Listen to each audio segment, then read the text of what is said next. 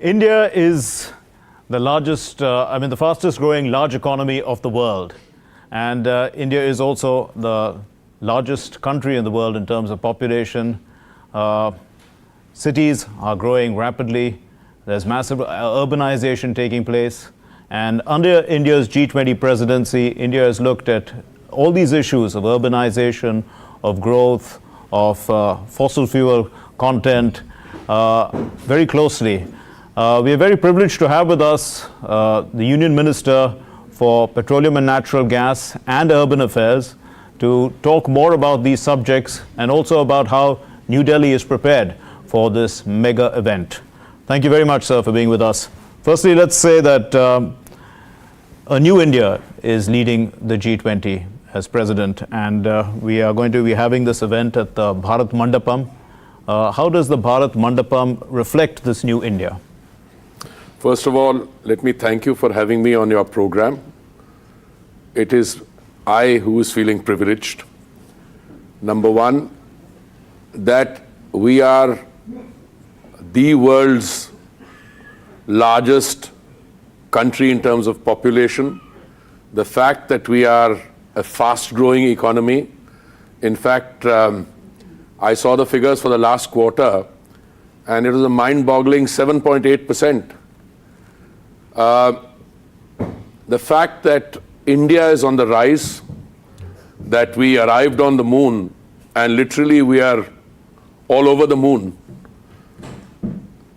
The fact that the world is looking at India, not just because we have the Adhyakshta or the presidency of the G20, but it is a country which has set a new template for how to provide leadership to the G20. It is a country which itself is on the way to being one of the three large economies in the world. It's a country which wants to be and which will be a Viksit Desh by 2047. And therefore, the G20 is just one more occasion. It provides a platform for India to demonstrate to the world what it has done and what it can do. And therefore, I would start by saying that the G20 itself will gain strength from this. The G20 was born in a moment of crisis when the world financial and economic crisis was on, 2008. And the world and the multilateral institutions and the UN, the World Bank, the IMF, they did not know how to deal with the crisis.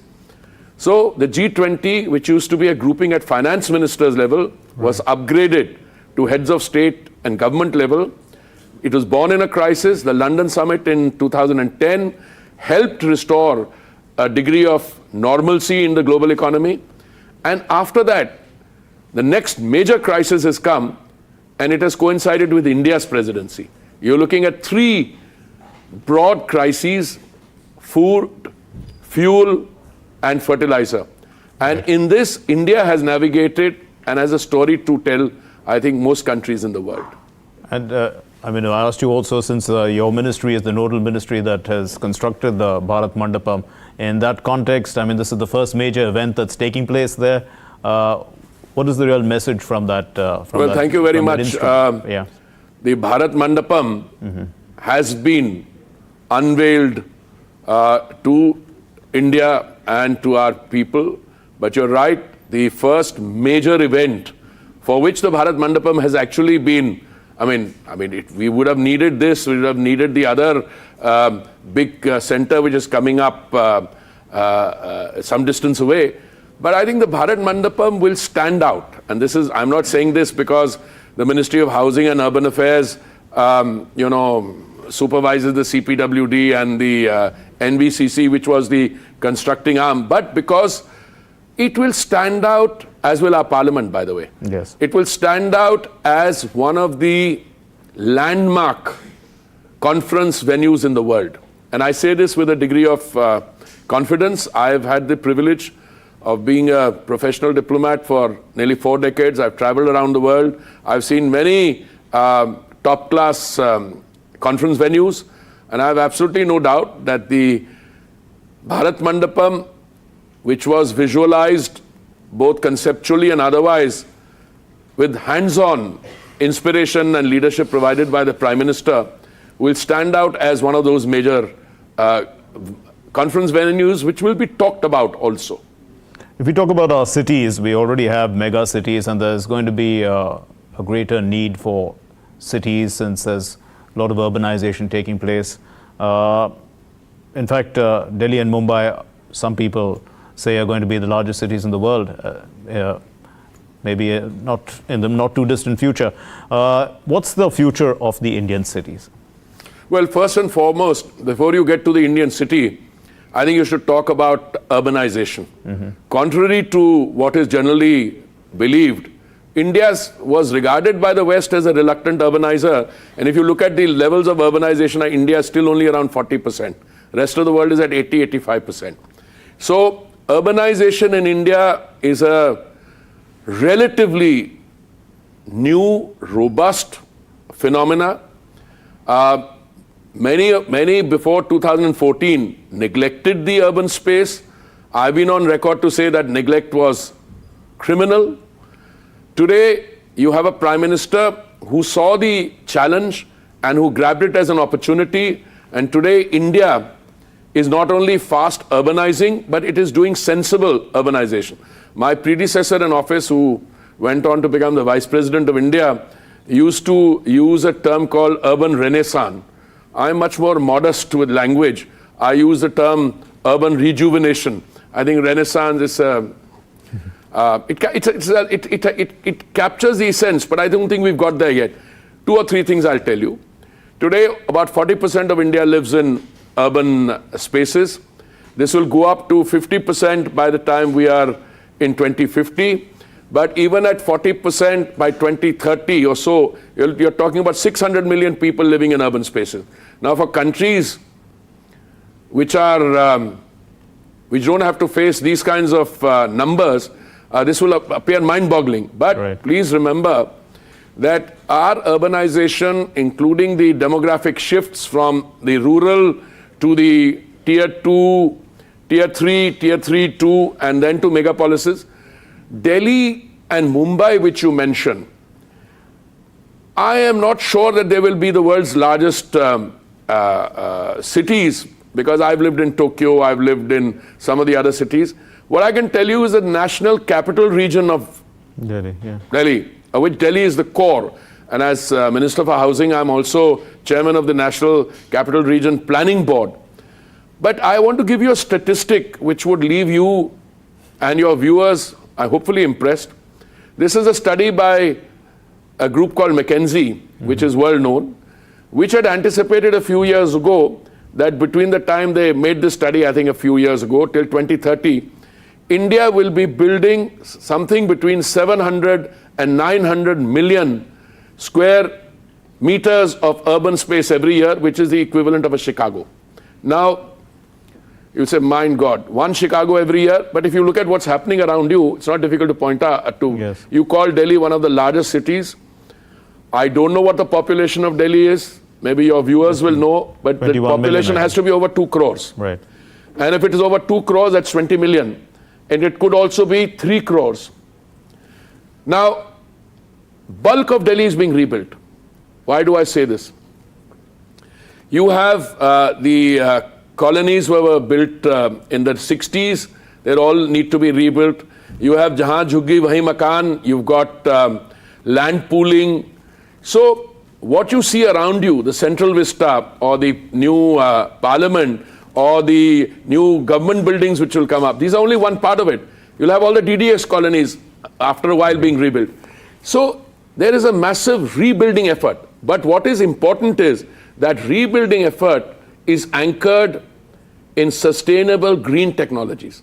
So the Prime Minister announced an entire year to be the global housing technology green challenge for a whole year, based on which 53 cutting-edge green technologies were shortlisted, and we built 6 lighthouse projects providing for residential space for 1,000 people to be built in 1 year. So and that must be clearly on the G20 agenda and the urban 20 if you agenda. Look at look at the urban 20, what it says. I mean, I have the urban 20 declaration. I had a feeling that you would ask about it, so I brought it along. The Urban 20 communique. It's very interesting. It talks of localized global sustainability agendas, create a framework for sustainable and just transition that leaves no one behind, enable whole of society behavioral change towards environmentally responsible practice. All your schemes are that. Sure. I mean, for instance... What about disaster resilient infrastructure? No, I'm coming to that. I'm coming. Disaster, mainstream. I'm sorry, I may have been water. Right. Waste management. Yes. Like, to give you an example. I mean, Absolutely. I'm just picking and choosing. I'll be asking you questions regarding that. I'm picking and choosing. Let me tell you, in 2014, the total amount of waste we produced in the country, based on statistics and data which the states have given us, we were reprocessing only about 15 to 17%. 17% is what they claim, but I don't want to be misunderstood. There's a little bit of padding when the states have to, write their own report cards. So if 17, 18%, I put a discounter by 1 or 2%, it's 15, 16%. Today, my friend, we are reprocessing over 76%. Right. That gives you an idea. Then water. And because, I'm so happy this resonates with my young friends, because you were not reprocessing the waste, what were you getting? You were getting these legacy dump sites going up. So now you're doing remediation, you're bringing those down, you're converting that waste to wealth. Absolutely. As one point. Sure. But more than that, water. Today you take water to every tap in the country. Urban, rural, everywhere. Now that's a very major improvement. But I'll give you another one. It's a very interesting statistic. You know, in the year 2014, I'm sorry I'm jumping a little, but just to characterize it, 45% of our homes in the country were still resorting to coal, wet wood, and kerosene as a cooking medium. So only 55% homes had, gas cylinders. Today, that figure has gone up from 14 crores to 33 crores. Plus, we've added something like 23,000 kilometers of pipeline for piped gas to come in. So what happened? You did not reprocess your waste. You only reprocessed 15, 16%. You did not have water in your households, in your taps. And more than that, you were still resorting to, firewood, charcoal for cooking. I'm just giving you 3 examples. Sure. That is a fundamental change. Today you're talking about garbage-free cities. You're talking about 100% segregation at the point of production of the waste.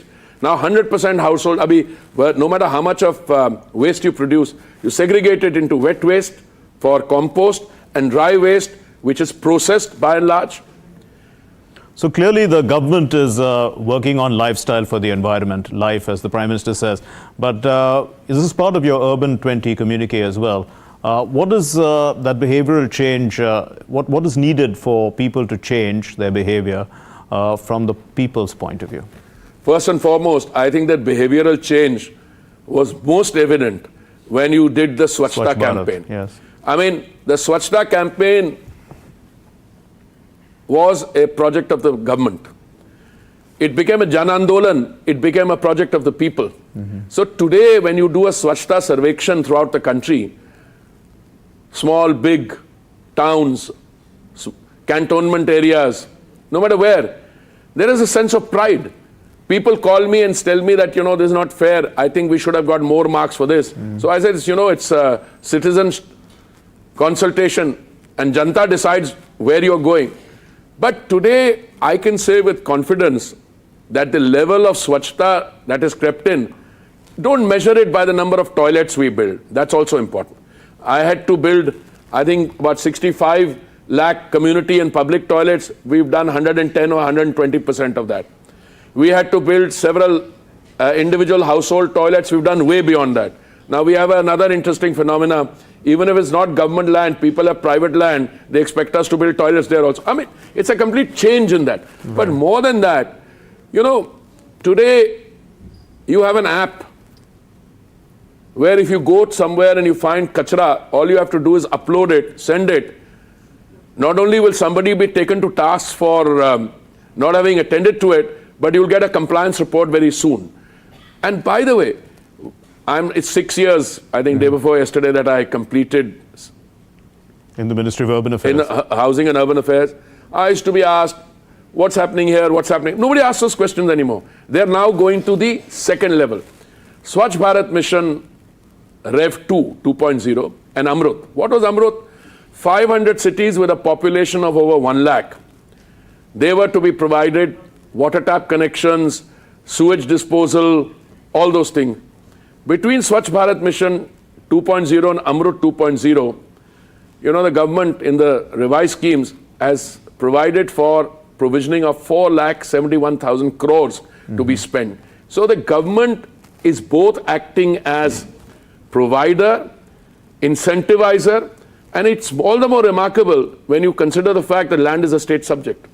Right. So Pradhan Mantri Awas Yojana, sewage treatment, reprocessing, all these schemes, smart cities, Right. all of them are doing because the government steps in with an incentive and the states are co-opted in a spirit of cooperative federalism. So you talk about incentives. The U20 talks about disincentivizing the use of fossil fuels. That's another hat that you're wearing as the Minister for Petroleum and Natural Gas. So what's the right balance, considering that India is the fastest growing large economy of the world and we need energy, we are dependent on fossil fuels. What's the right balance that you I think I'll give you my sense, and I must tell you, very often I'm asked this question thinking that because I also am Minister for Housing and I'm Minister for Petroleum, that there's there's no inconsistency. I'll tell you why. Let's start with the basics. How many people do you think that go to the petrol pump every day to fill up? Two-wheelers, three-wheelers, something like 60 lakhs? 6 crores, sorry, 6 crore people. My dear friends, 6 crore, if you look at population size of countries, many countries don't have that kind of population. So 6 crore people go to fill up. What is our consumption of crude oil per day, which we import or produce? 5 million barrels a day. 5 million barrels, and because the economy is firing off all 6 cylinders, this 5 million will become 6 million, will become 6.5 million. In fact, they are saying that our crude oil consumption will double by the year 20, 35, 40, I don't know, depends on how fast you grow. Now we are growing pretty fast. Yes, 7.8. So what's happened? During this crisis, we had to face 3 issues. We still do. What I call the trilemma. Okay. Availability. And no time in the last few years was there even a slight shortage of any form of energy. I mean, petrol, diesel, gas, anywhere. Even during the torrential rains, the area of the northeast, my colleagues in the oil marketing companies were taking gas cylinders on their shoulders and delivering them through the floods. Affordability. World prices were on fire. In the neighborhood, they went up 70, 80%, petrol and diesel prices. In the US, they went up by 30, 40%. Elsewhere, India, the petrol price was not only not increased, came down by 5%. Diesel price by 0.67%. How did we do it? We reduced the central excise, the Honorable Prime Minister did on 2 occasions. BJP's ruled states brought down their VAT. So today when anybody talks of prices, I said, वो जो non-BJP states हैं, उनको कहिए वो भी थोड़ा कम करें. Then gas. We brought down, we were giving Ujjwala consumers 3 free cylinders during the pandemic. They're getting 200 rupees per cylinder as a subsidy. We brought it down for 200 rupees for everyone else. But the more important thing is sustainability, availability, affordability. Our sustainability journey has just got accelerated. It's very interesting. In 2014, in spite of the best efforts of the previous government, they were able to achieve only 1.5% biofuel blending in 15 states and union territories. Only 1.5%. They wanted 5%. Okay. Mr. Modi inherited, the Honorable Prime Minister inherited a figure of 1.5%, set himself a target of 10% blending by November 22. We did that 10% 5 months before time. And we have a target of 20% blending by 2030, which the PM has brought forward to 2025. E20 fuel was introduced in April. Today we have more than 3,000 petrol stations on ethanol. On E20 fuel, that is 20% ethanol mixed. If you look at CBG, compressed biogas, CNG, industrial uses also. If you look at the green hydrogen journey, you'll find that green hydrogen is also absolutely in mission mode. Absolutely. That leads me to another question about biodiversity loss and the growth of cities. We are seeing that obviously they're working at cross purposes. I mean, cities have to grow outwards, which will cut outwards or upwards. Outwards or upwards. Same way. I mean, anyway, we'll be using a lot of biodiversity. But while you were talking at the G20, Urban 20 on environment and climate sustainability at the working group, you said that ecology and economy can work hand in hand. They are intertwined fundamentally. Can you explain yourself? No, I'm very clear in my mind that you have to grow economically, but you have to grow sustainably. When the UN set up the Sustainable Development Goals, what they call the Agenda 2030, the Prime Minister had already introduced parts of it in India. I think the SDG goals were adopted in 2016 or so, September. The PM assumed responsibility in May 2014. I mean, this whole journey from Sarvodaya to Antyodaya to the farthest first, this is what sustainability is all about. You take the benefits of development there, but you take them in a green manner. Okay. Today, I think the kind of consciousness that you've got, people just get shocked if you want to just cut trees. If you need permission, you'll have to get permission for a replanting of trees. You will have to produce more green cover. When we produce Kartavya Path, I mean, I keep saying, 30% greenery has been added to the Kartavya Path. But seriously, if the ecology part of it is missing from the economic growth thing, that economic growth is not worth it. Because you will either suffocate. Right. Therefore, what are we doing? Our ethanol plant, 2G, which is second generation, which came up in Panipat some time ago, is making ethanol from agricultural waste or parali. Instead of people burning parali and suffocating you and me sitting in Delhi, we make ethanol out of it. And I believe we've got 5 such 2G plants in the process of being constructed. So what is the capacity that we have actually to produce from waste wealth? It's going up. See, I'll tell you what. It should be very high indeed, isn't it? It should be, but you need to do some very simple things that you need to aggregate. For instance, people have just become conscious. Just when the Swachhta campaign started, a lot of people said, हमने कहा भाई वो कचरा पड़ा हम इसको ले जाते हैं. नहीं ना, आप तो कचरे से you'll make wealth. हमें भी दीजिए. So people started charging for the kachra to be removed. It's an ironical situation. So today, when we started the first, second generation ethanol plant from agricultural waste, I had to speak to the Chief Minister. I think we had to set up an ecosystem, and I think the Honorable Chief Minister provided a 1,000 rupees per kilogram, per ton payment so that people would agree and that agricultural waste could be aggregated and used. So we'll have to find local solutions, but they are being found. Let me give you a rough count. To do 20% blending, which was a 2030 target, which we are now going to do by 2025, we need 1,000 crore liters of ethanol. I'm very happy to tell you that we've already reached about 550, 600 crore liters. If you add biodiesel to that, you get another 100 crore liters. It's very interesting. In India, the sustainability journey also helps other parts of the economy.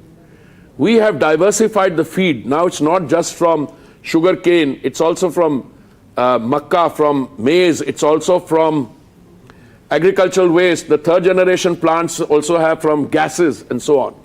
So, to what extent are public-private partnerships part of the model that the government has adopted in urban planning and development? Well, I'll tell you, I can give you some figures straight away. You can't have Swachhta as a government campaign. Every private person is involved. But if you look at the Smart Cities project, if I remember correctly, the total value of the projects is about 2,05,000 crores. And I think public-private partnerships about 47,000 crores. But if you look at fuel, it's all public-private. Both literally in terms of public sector, the oil marketing companies, and private sector, which is Reliance and the others. But more than that, now individuals are coming forward to set up ethanol plants, to set up CBG, etc. So it's a public-private partnership on a very large scale. To what extent, are we likely to see greater South-South cooperation in the energy sector? See, I think it's very wrong to look at energy as a equation between producers and consumers. I think it's wrong for a variety of reasons. Because I think the issue really here is something else. The issue is, if you move from fossil fuels to a transition, the equations change. If India can be a success story in ethanol, right, whether you make it from maize or you make it from agricultural waste or you make it from gases, I don't see why other developing countries can't be. I was recently at a conference, I think in Goa, when we had a visiting minister from Africa, and she said that they're having a climate summit meeting, I think in September, or already probably is taken place or will take place. And she requested an Indian delegation to go there. So we sent a delegation comprising our industry, private sector, and some of our OMCs to share our experience. And I was happy to find that many of these private sector companies are already operating there. So the Indian experience is, I think, a more than relevant experience for countries of the global south, because they're at the same stage of economic development or they face developmental challenges. All right, India has grown very fast in the last few years, but the developmental challenges remain. What we are able to do in energy, whether it's biogas or what you are able to do in other allied energy areas, many of those countries would be happy to know. By the way, it's not just here. Your your process of digital payments. Right. What we crossed 10 billion figure last month. There were cynics in the previous government who'd say, you don't have electricity, you don't do that, I'm having some fun at their expense. But I think that the Indian experience overall makes a very good story for replication and enhancement at the global south level. We'll open the floor to questions at this point in time. Please raise your hands, whoever's asking a question. So what's your opinion, one family, one child? One family, one child is not technically one family, one child. The debate is about something else. Whether you want to, either through legislation or through government executive order, tell people that they can't have large families. And the minute you go into that debate, and you're from the Delhi School of Economics, I used to study in an institution right next to it. Look, this debate should not be aimed at communities, but it does get aimed at communities, because some communities have population levels which are falling and some the population levels are going up. So I don't want to get involved in that debate. But I think for you to ensure in today's competitive world that your child gets the best of education and other care, a small family norm, which is the Indian norm, by the way. Can we just intensify our Jan Bhagidari, that is people movement, so that we can go forward with solar energy and cleaner modes of energy? The simple answer is yes. That's exactly what we are trying to do, because these kinds of paradigmatic shifts and transformational changes come only when people who are the stakeholders in the ecosystem also collaborate. And I see enough collaboration on every front. Maybe you need to accelerate it in one or two areas, but that's it. I think we're doing it. Any other question? Yeah, go ahead, please. What's the public policy on red brick as a construction material? Which one? Red bricks as a construction material. Is there a public policy on it? I'm not aware of a public policy, but what I can tell you is, by and large, we are moving to all over, to more ecologically friendly materials. So what I will happily do to you is that, these 53 technologies which we shortlisted, these 6 lighthouse projects we are doing, they're all made out of green technologies, sir. Now, look, it's a phenomenal exercise. When will fly ash and other things, etc., come and go, etc.? That's movement. But the policy, I wouldn't call it a policy announcement, that the trend is very clear. The private sector, wherever it's building, the well-to-do companies, they're all using green technologies. How, now for instance, even when you come to fuels, there's no easy answer. There are some people in the world who are describing gas as a fossil fuel. Yeah, fossil fuel compared to what? To charcoal. And on the other hand, when you talk about an electric vehicle, they say, no, this is not pure green because the grid is still grey. So it's a very interesting discussion. I think it's all moving in that direction. And I'm very convinced within a few years, the kind of emphasis and premium that you will place on green building technologies will be of a very high order. Right. We'll wind up this session right here. A final question to you, Minister. You know, New Delhi is all spruced up, looking great. From the urban point of view, as a city, how prepared are we for all these delegates to come down, and what do you expect from the city going forward? Let me preface what I'm going to say is, there are a lot of people around who will take the credit for keeping it clean, you know, and green, and etc. I don't want to get into that debate, but I'm 100% confident that with the kind of arrangements that have been put in place by the Honorable Prime Minister and all the authorities involved, we are not only ready, prepared, but it will be a very successful gathering of world leaders. And then, of course, I'm quite sure, as you are, we will maintain the city at the same level of cleanliness and splendor after the event is over. We'll all have to put in an effort also. Yes. Thank you very much. Thank you. Minister Hardeep Puri, Minister for Petroleum and Natural Gas and Urban Affairs. Thanks very much.